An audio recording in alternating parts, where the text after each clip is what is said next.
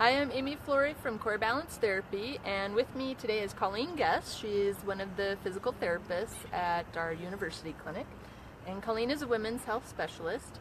And today we're going to talk about Diastasis Recti, which is a big, long word, but it was in an article by NPR earlier this week, and it sent some pelvic floor and women's health physical therapists into a little bit of an uproar.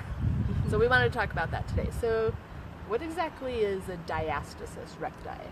Yeah, so diastasis recti is a condition that happens when the two halves of your abdominal musculature in the front, the rectus abdominis muscle, separate a little bit. And this can happen in pregnancy. It can happen in other populations as well. So it's an abdominal muscle separation.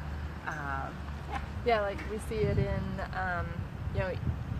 men or women who have a lot of abdominal weight. And the muscles just kind of go bloop. So a lot of abdominal weight or pregnancy. And so, is it bad to have a diastasis? So while a diastasis in and of itself is that separation of the abdominal muscles, it can be a risk factor for things like low back pain and pelvic floor dysfunction, but just having a diastasis in and of itself, it does not mean that you're guaranteed to have low back pain or other issues such as urinary symptoms. I get the sense a lot of times the reason that women want to address it is because of the aesthetic issues, because there is an obvious change in the appearance of the abdomen.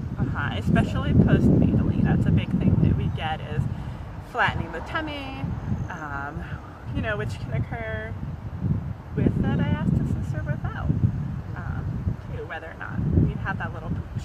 Right. So the article was interesting. Just bringing it up for one was great. Yes. But there were a few things that maybe didn't jive with the evidence. So,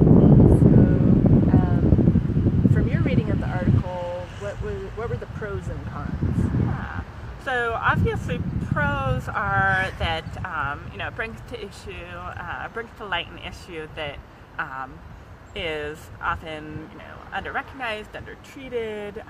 We like to treat it here because we know that exercise is effective in treating diastasis. But some cons are, just starting with the title, it's the one exercise that you need to do 10 minutes a day to fix all your diastasis problems. When in fact it's a multiple, exercise approach in terms of this drawing in maneuver as well as general resistance exexercises. And incorporating other core muscles. Right. If you watched the other core video from several weeks ago, going back to the idea of the cylinder, right. If you're constantly compressing one side of the cylinder, and one way of tightening, we're going to end up with problems elsewhere in that cylinder. Right, and you'll only really be used to doing that one activity with your back straight. Where it's really important to be able to be strong and engage in all sorts of different positions, bent back, straight back, sideways back. Yeah, exactly.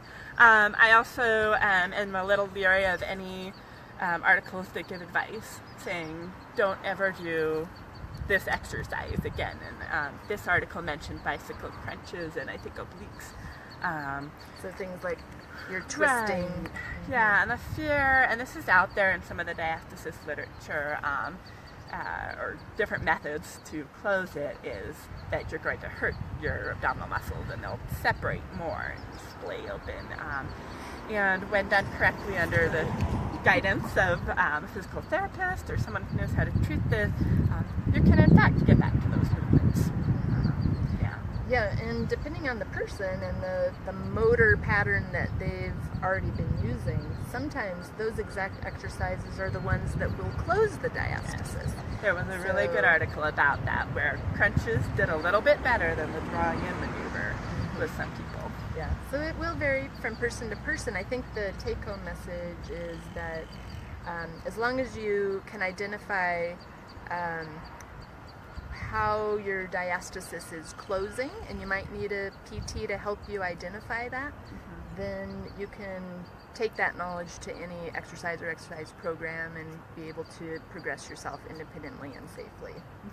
Different ways to close the diastasis, and we can help you figure that out, what the right way is for you. Alright, thanks for joining us, and I'll post the article in the comments below this video and on our YouTube channel. Thanks, see you next time. Thank you.